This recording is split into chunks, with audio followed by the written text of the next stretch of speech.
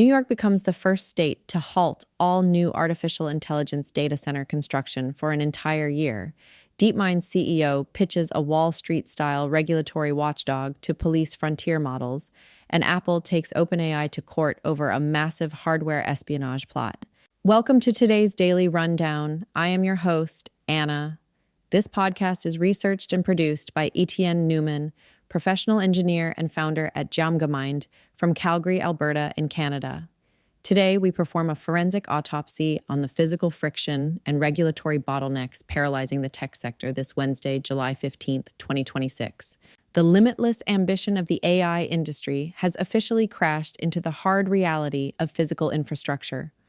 New York Governor Kathy Hochul has signed an executive order freezing all new permits for hyperscale data centers exceeding 50 megawatts.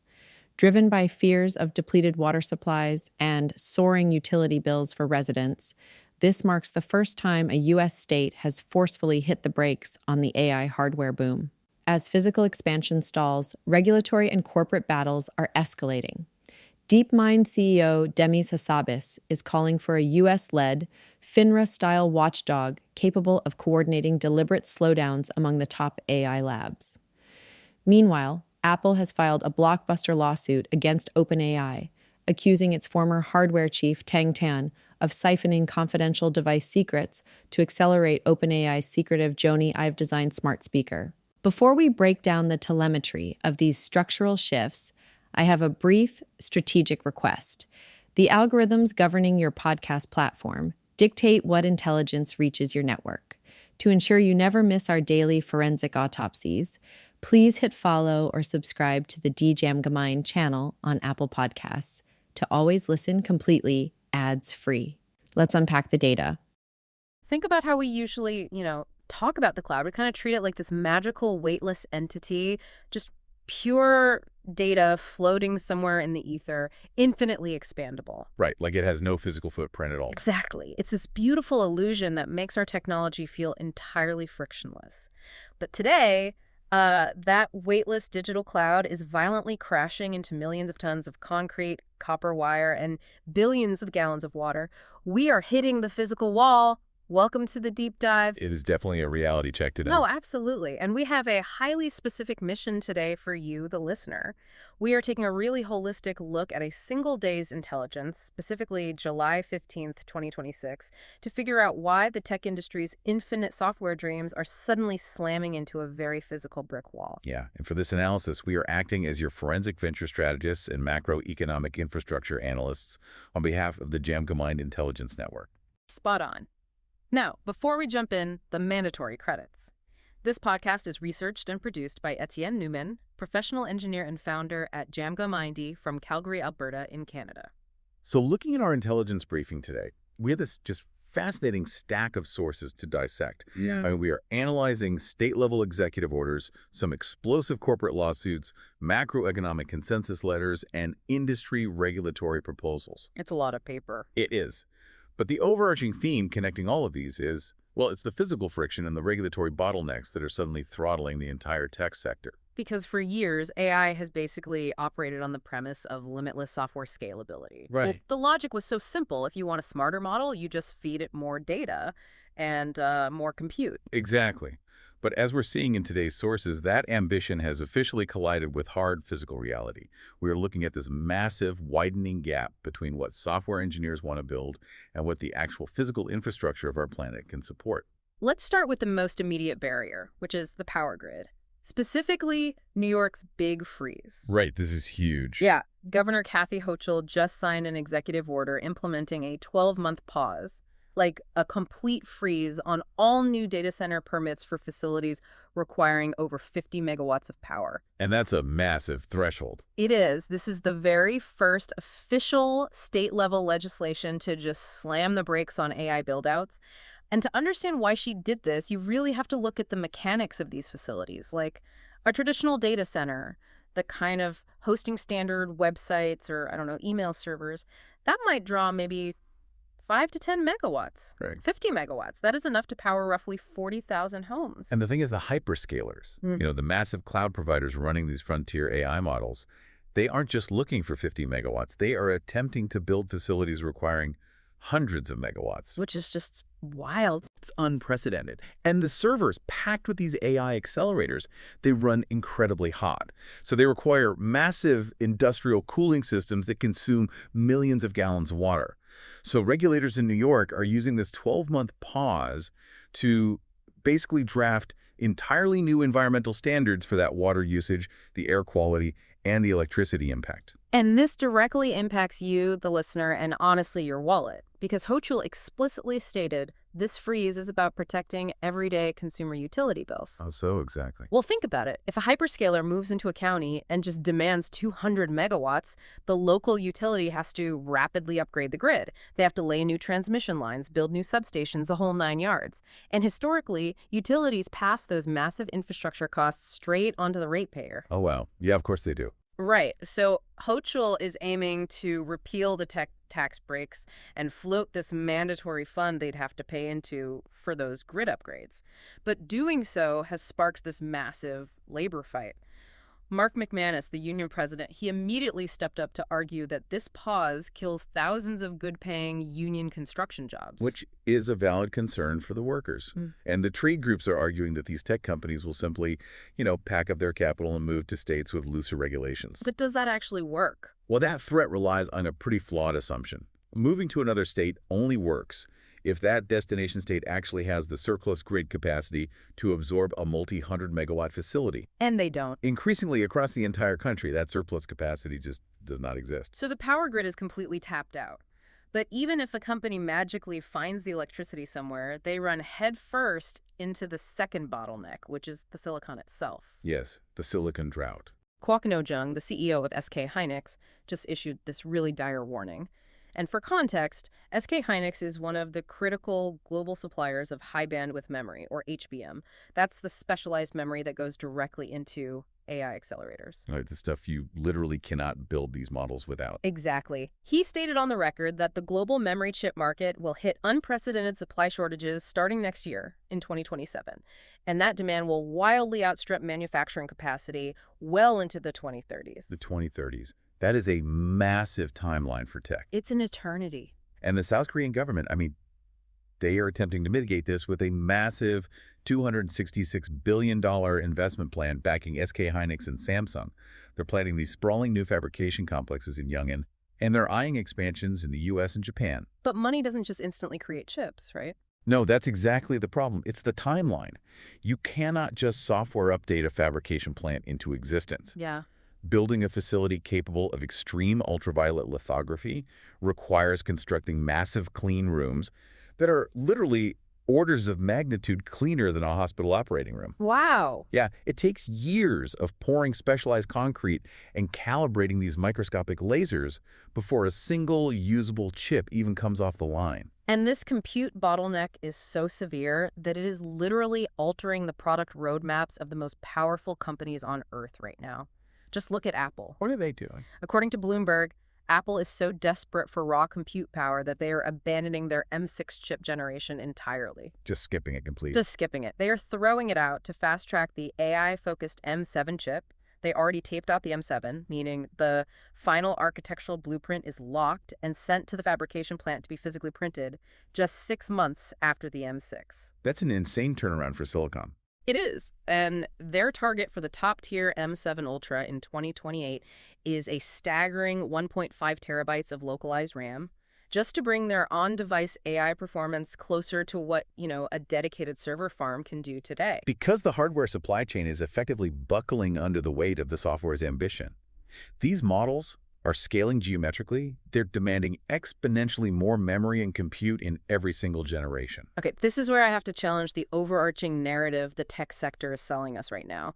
Because it's kind of like trying to drop a Formula One engine into a moped chassis. That's a great way to put it. Right. The software wants to go 200 miles an hour, but the physical chassis, the silicon and the power grid, it will physically melt if you actually try it. So my question to you is, if the hardware and energy simply don't exist to meet the 2030 projections, doesn't that inherently burst the current valuation bubble of these frontier labs? That is the trillion-dollar question. And frankly, the macroeconomic analysts evaluating these labs are beginning to realize exactly that. The valuation models just haven't fully priced in the physics of the real world. Because they assume infinite scaling. Exactly.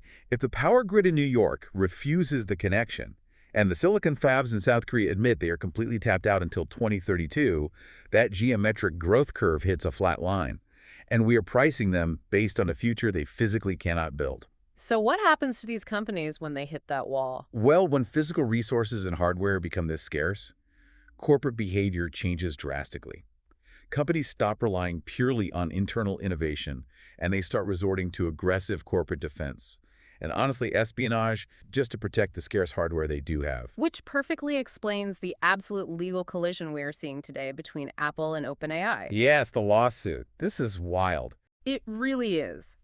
Apple has officially filed a lawsuit against OpenAI, its newly hired hardware chief, Tang Tan, and its internal I/O devices unit. And just to set the stage, Tang Tan spent 24 years at Apple before jumping ship to OpenAI. 24 years. He knows where all the bodies are buried. Every single one. And the core allegation here is wild. Apple claims this wasn't just your typical Silicon Valley poaching. They allege that the hiring of over 400 former Apple employees was basically orchestrated as a direct pipeline for confidential hardware theft. And the paper trail Apple is presenting in this lawsuit is highly specific. I mean, they allege Tang Tan was running interviews where candidates were explicitly instructed to come in with physical proprietary Apple parts. Like actually bringing stolen parts to a job interview. That is the allegation.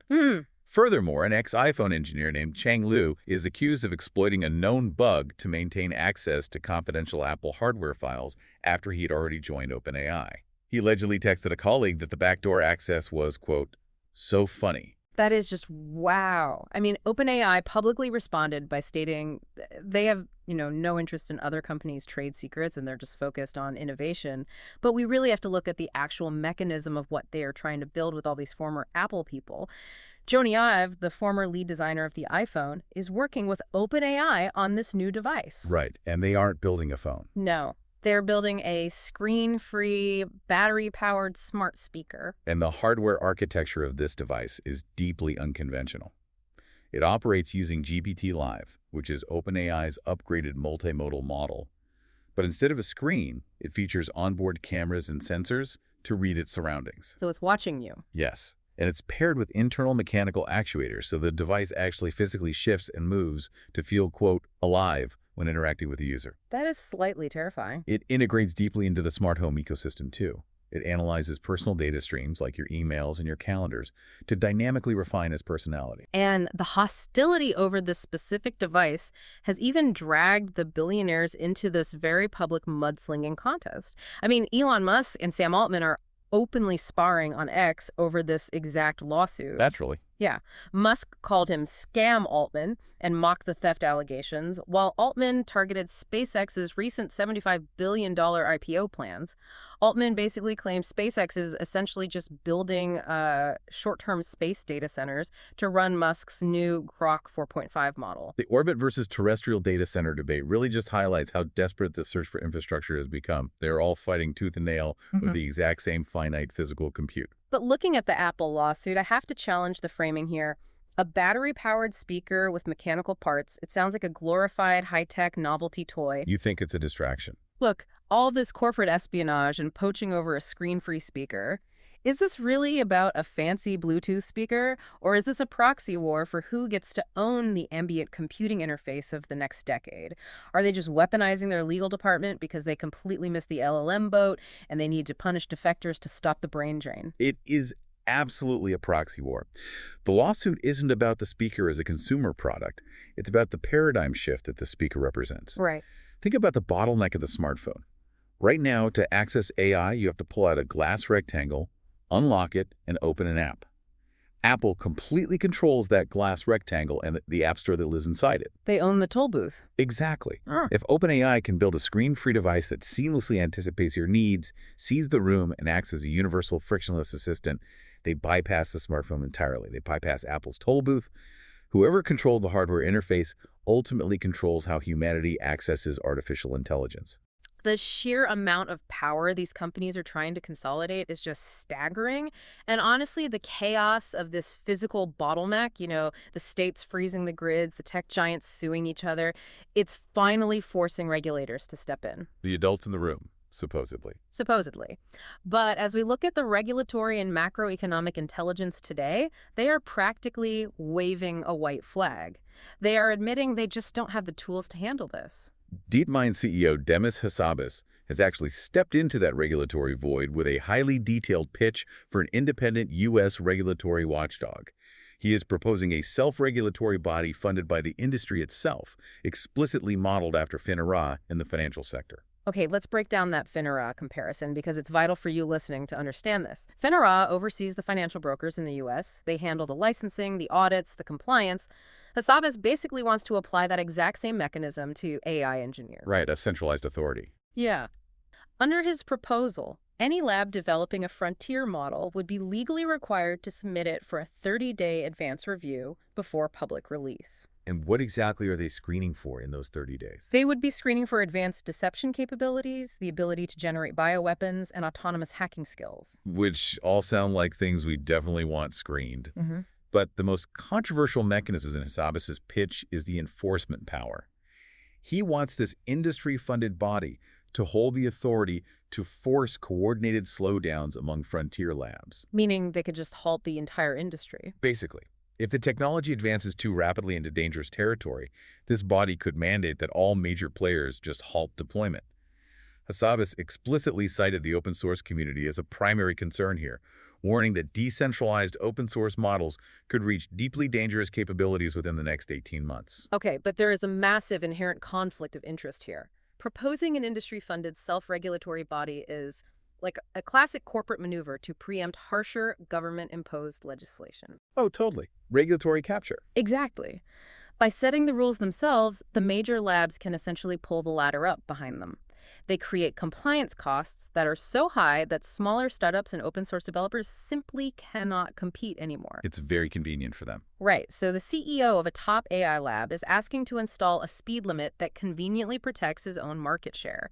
Meanwhile, the actual macroeconomists are admitting they don't even know what speed we're currently traveling. That is the perfect segue to the "We Must Act Now" statement released this week.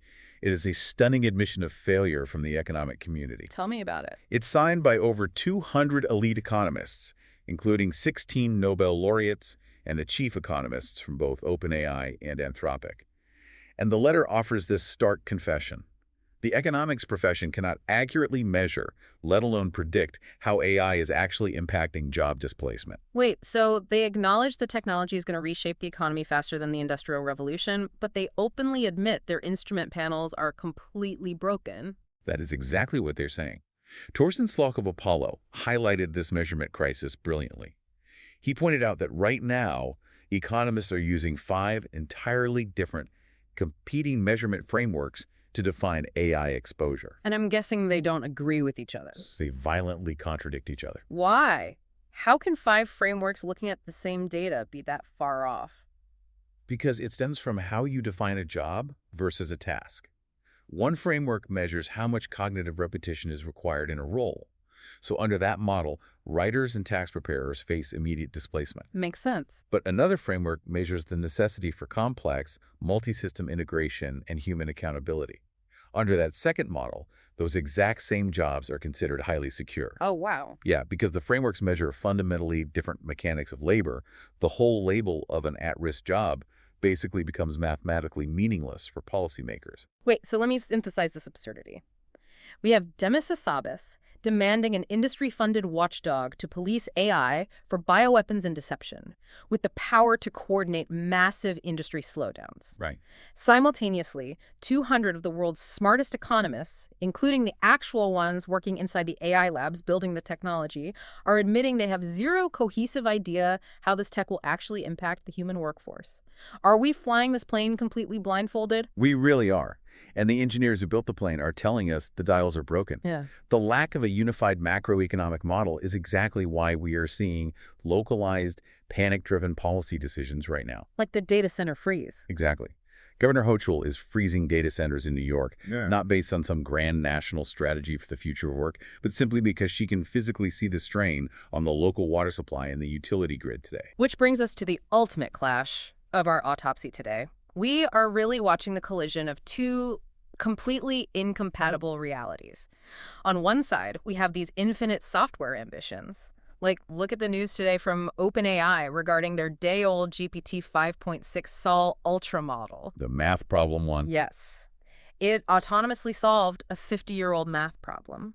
It spawned 64 specialized subagents, coordinated their tasks, and completed a decades-old proof in under an hour. That is the boundless, frictionless potential of software. It's incredible. But those 64 sub-agents require vast amounts of electricity that New York has just legally refused to provide. Yeah. They require complex, high-bandwidth memory chips that SK Hynix confirms will be in severe shortage well past 2030. Yep.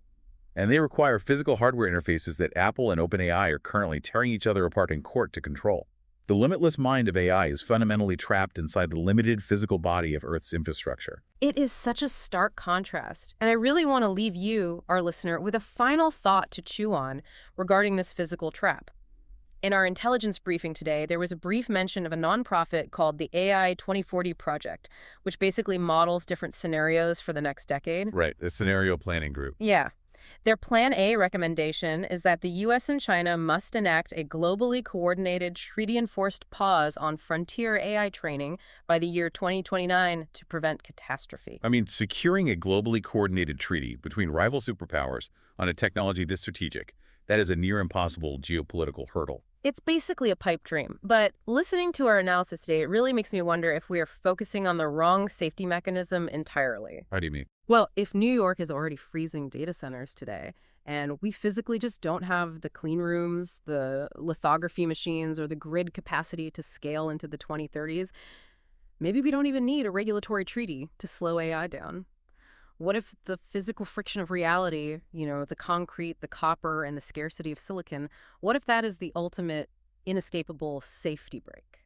That is a fascinating perspective. It forces us to completely reframe the bottleneck. The limitations of physics and raw materials might just successfully enforce the speed limit that the politicians and the economists cannot. We might be saved by our own inability to build fast enough. Thank you for joining us on this Jamgamine Intelligence Network deep dive. Keep looking at the concrete, keep looking at the grid, and keep questioning the physical infrastructure hiding behind the algorithms. We'll catch you next time. And before you go, if your company is building the tools that power the workflows we talked about today, I'd love to showcase them to this audience. We don't just run ads, we build technical simulations that prove your value. Let's build something together. Visit jamgamine.com/partners to get started. Until next time, keep building.